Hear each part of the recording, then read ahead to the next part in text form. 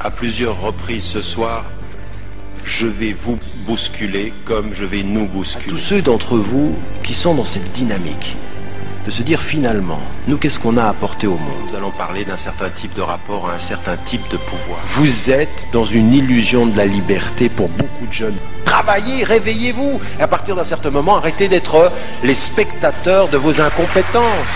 Moi, je n'hésite absolument pas à dire qu'entre ce qui se passe en Europe, aux États-Unis et même ce qui se passe dans un certain nombre de pays musulmans, il y a quelque chose qui est d'ordre de la révolution silencieuse. Un certain type de travail qu'on doit faire sur son cœur et qui finalement a des effets sur la conscience et sur l'intelligence.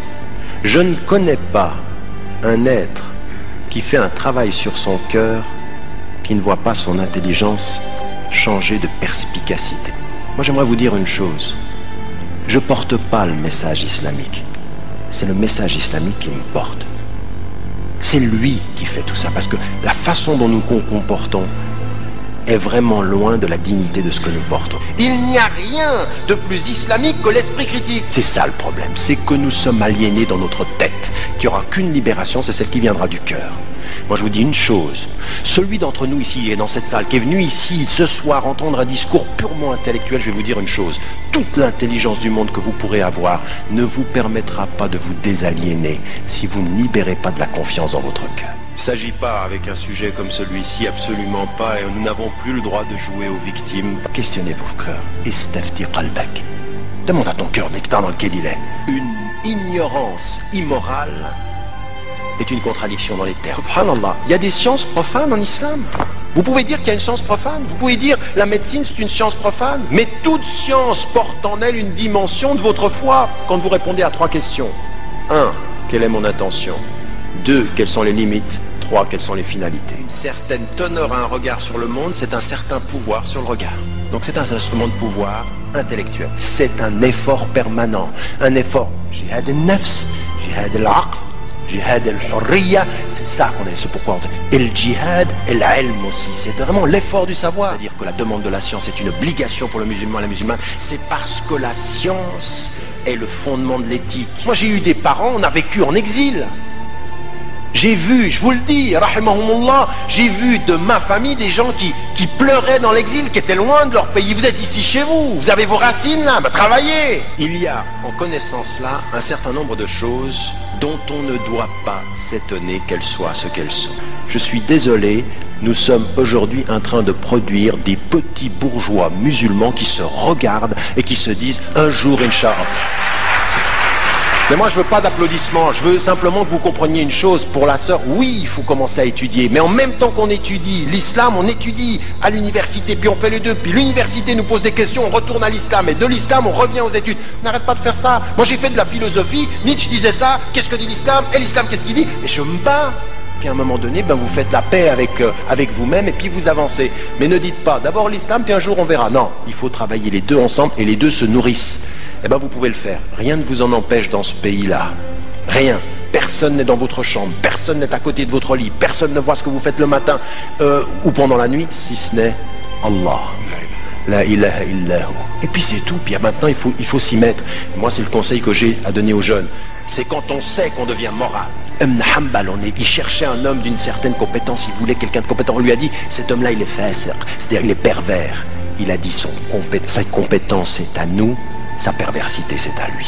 Ceux qui transforment l'histoire, ce ne sont pas ceux qui rêvent l'avenir, c'est ceux qui sont lucides par rapport au présent. On est là vraiment, on est à la croisée des chemins. On est à la croisée des chemins, ça veut dire qu'on est là pour construire une conscience qui va changer ça, qui va nous changer nous. C'est-à-dire la capacité de regarder la télévision exactement comme le prophète ﷺ pouvait regarder le monde. L'islam prend le bien d'où qu'il vienne. Et quand vous avez des gens qui vous expliquent comment on utilise un outil, comment on maîtrise l'intelligence, vous devez maîtriser. Talabul ilm, c'est ça que ça veut dire. Qui que tu sois, Dieu t'a fait, ce que tu fais c'est à moi. Ce que toi tu fais de mal, c'est à toi, ça ne me regarde pas. Que me dit-on? Que veut-on de moi? Quelle est l'intention de celui qui parle pour que je sache quelle est l'intention avec laquelle je dois lui répondre? Fais-toi respecter, quant à l'amour, tu verras après. Non, non, regarde comment il me regarde, il m'aime bien. Je m'en fiche. Tu m'aimes pas, ça te regarde. Moi, ce que je te demande devant Dieu, c'est de me respecter. Et le meilleur moyen pour que tu me respectes, c'est que je me respecte. Parce que quand vous lisez le Coran, vous entendez Ya ulul albab, vous qui êtes doué d'intelligence.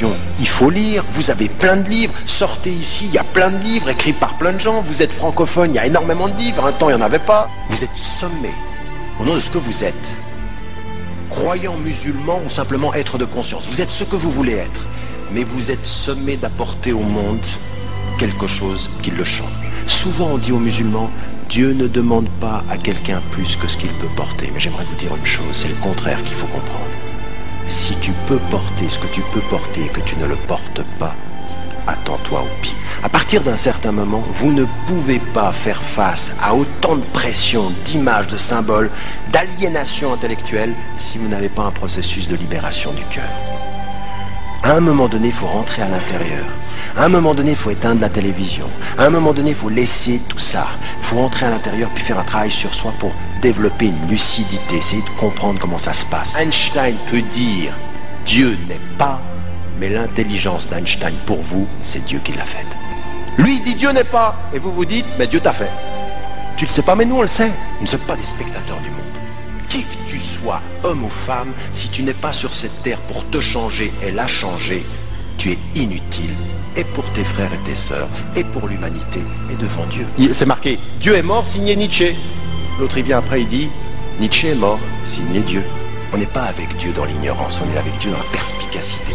Si vous ne deviez pas utiliser tout ce qui a été produit par des non-musulmans, on serait où là maintenant? Enlevez les lumières, n'utilisez plus le computer?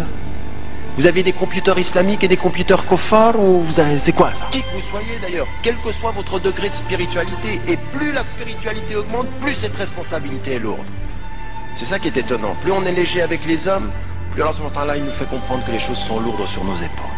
Si vous discutez avec quelqu'un et qu'il a une bonne idée, cette idée, elle est à vous. C'est effectivement la difficulté que vous avez avec les musulmans d'avoir un esprit critique où ce qui est bon est à nous. C'est le patrimoine de l'universel créé. Aussi maintenant à donner une certaine image du modèle du bien-être. Être bien en apparence et être mal dans le fond, c'est jamais ce qu'Allah demande. Allah il demande d'être bien dans le fond, quant à l'apparence on verra, ça vient tout seul.